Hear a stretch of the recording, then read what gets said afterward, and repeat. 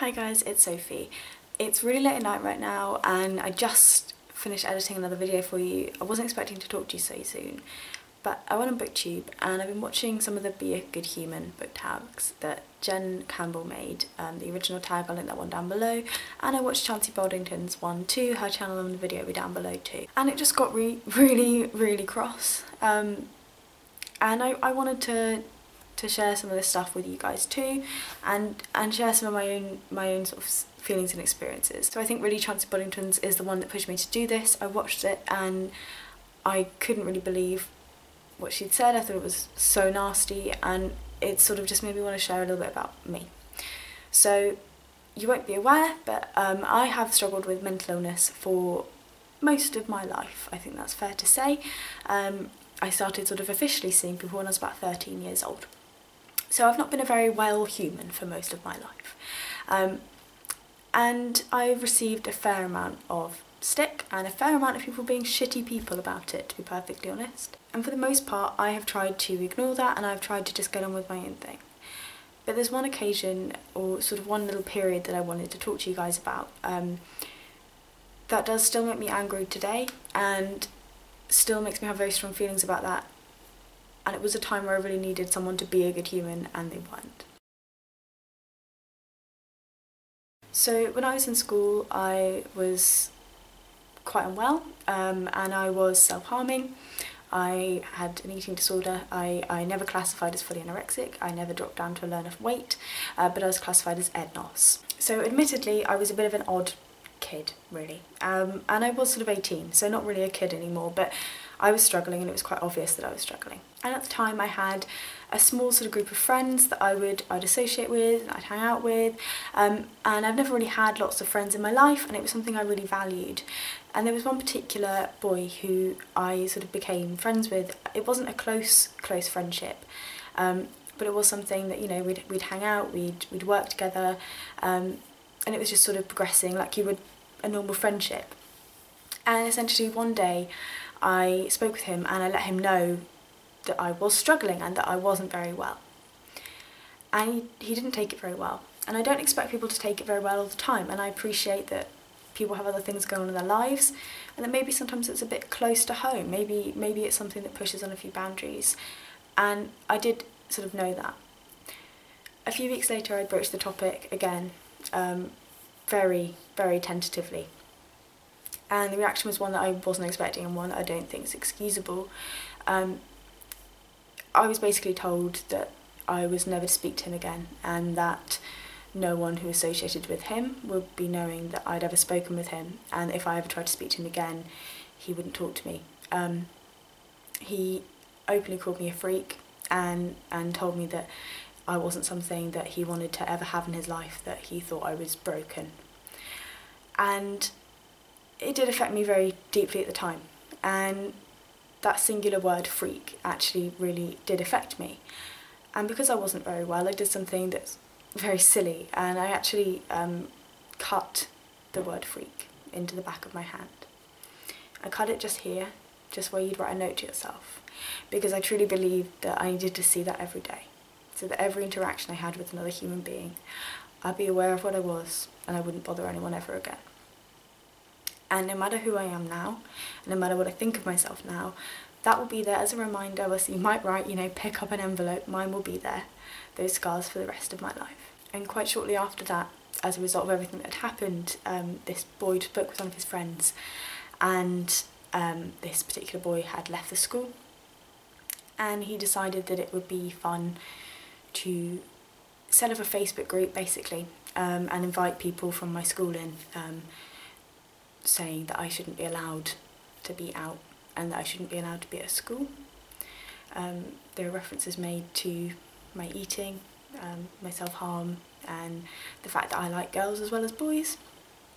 And a lot of people from my school commented and went into that group and joined it and had plenty of funny conversations about that. It did actually end up with the police having to get involved. I didn't tell the school, but someone else did, and they had to formally speak with the group of people who had been managing this group. And it was very obvious, and it was very much around myself and around another couple of girls who were at the school who had similar issues. And unfortunately it meant the group of friends I had, or the people that I thought were my friends, they didn't want to be associated with me either. So there was enough negative sort of influence there that I not only didn't speak with this person, but I actually slowly lost all of the people that were around me. We had arranged to go abroad as a group, and I was just told that they didn't think it would be safe to go anywhere with me and that they didn't trust me, essentially. I went by myself. I went to Amsterdam and it was amazing, and I'm glad I did it, and I'm glad I just sort of said, do you know what, screw it, I want to do it, I'm going to go. But at that time of my life, I needed one person to stand up. I needed one person to be a really good human and just be there for me and to be on my side, and I didn't have that. That was very difficult for me, and it does sort of, you know, impact me to an extent today. I don't really associate with people anymore. I don't really try and go out there and make friends because I am worried about that kind of thing happening again. That said, I truly do believe that every individual person in this world can better themselves. I don't believe that anyone is without help or without any chance of improving. So I've chosen 4 books that I want to talk about that I think have helped me be a better human and have helped me sort of develop my sense of self. So the first one is Northern Lights by Philip Pullman. Maybe a slightly unusual choice, but for me, I think the main character of Lara, she is such a strong human being, and she experiences things that she ought not to have, and she ends up in situations that children shouldn't be in. I think that's the bottom line of it, that she ends up being a pawn in adult games. And I think that the fact that she keeps her strength, and the fact that she remains such a strong character, that she never buckles, that she has her own sense of morals, is something that even as a child I drew from very strongly and wanted to be able to carry that forward in my own life, and to be able to say, do you know what, even if things are rubbish, I still have me at the end of the day. And I feel like she does this very well. I feel like the character of Pantalmian, I think that's what it's called, she essentially has a little kind of Pokemon creature that follows her around that's a section of her personality. I think that's, in my mind anyway, a metaphor for that sense of self and for protecting that sense of self and holding it very dear, and she does, and it's something that she has this great connection with. And I think it is, for me anyway, a novel very much about connecting with yourself and having that strength internally when everything externally might be going to shit. And the next book I want to talk about is Surface Rights by Melissa Hardy. I've not heard anyone else talk about this. It's only got like 15 on Goodreads, but I absolutely love it. I've spoken about it a little bit on my channel before. It's basically a book about family, and about how family isn't necessarily the people that you are most closely linked to, but that it can be people from all over the place that are linked to you in some way through your family. My father's side of the family particularly is a family that is built up of relationships like this, and I think that family is something fluid like that. I think that family goes beyond the linear mother, father, brother, sister, and that really close relationships can be formed between other parts of family. I think for me this novel reminds me to be a good human, because it says those who are around you and those who do associate with you and are linked to you are a part of you, and they are a part of your life. And in this novel, the main character doesn't want particularly to be involved with her nieces and nephews, but when she is, she finds those rewards. And I think it's about taking a chance on people who are close to you, and being able to say, do you know what, actually you're a lovely person in your own right, whether you're related to me or not, I'd like to be around you. I have great respect, great love for my family, and yeah, I think this sort of epitomises the fact that family is around you, and family can be sometimes the things you rely on. And the next book is Your Fathers, Where Are They? And the Prophets Do They Live Forever by Dave Eggers. And this probably seems like quite an odd book to have chosen, because it's actually about a person who, by their own sort of selfishness, affects lots of people. And in a way that does remind me to be a good human, because it says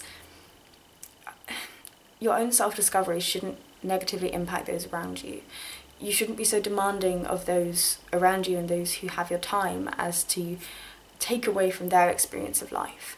And whilst it is important to have awareness of yourself, it's equally important that that you respect the needs and wishes of others in that, and that when you are going through periods of self-exploration or of just sort of seeking, that you aren't bringing people into it who are unwilling to be part of that at the time, and you do need to respect their wishes. And the last book, which if you're a child maybe you don't look, it's called Cunt by Inga Musico. So this book is essentially a feminist book, and it just covers all aspects of womanhood. It's probably the book that I've read that's made me feel most comfortable to be female and has made me feel most connected with myself and with my femininity. I think that I think this book is incredible. I think that women should read it. I think that men should read it. I genuinely just think it sort of epitomises the fact that women are human beings, and often there are times when women aren't treated like human beings. And I'm not saying that day to day in my life in the UK I feel as though I'm not treated like a human being. What I'm saying is that there are places in the world, there are situations when women aren't, and it addresses the times when women aren't, and it gives women power. Ultimately, this novel gives women a great power over themselves, and I think it's very valuable.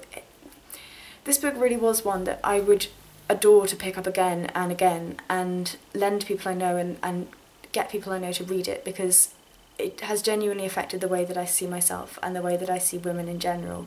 And I like to think that I have quite an open sort of view, and sort of quite an equal view of people in general. But I genuinely think that before I read this book, I didn't consider women as highly as I should have done. So that was a really ranty video, and I think it's probably going to be really long. I realise I'm going to get some negative comments. I suspect I will get negative comments. Whenever I've spoken about the issues I've had in my life, I will get negative comments. I'm fully prepared for that. If you want to write negatively about me, that's fine. And I've said it in previous videos, if you want to have an argument with me, I'm not going to have an argument. If you want to discuss something, I'm more than happy to discuss something with you. I really hope that you are well and that you are looking after yourself, and that there are people around you who are good humans, who care about you. And do you know what? There are people here on YouTube who care about you. If you subscribe to my channel, if you watch my videos, if you comment, and I know you exist and I speak with you, I care about you, and I would know that you were gone. Just do the best you can. Be the best person that you can. And everything else will be okay. I promise.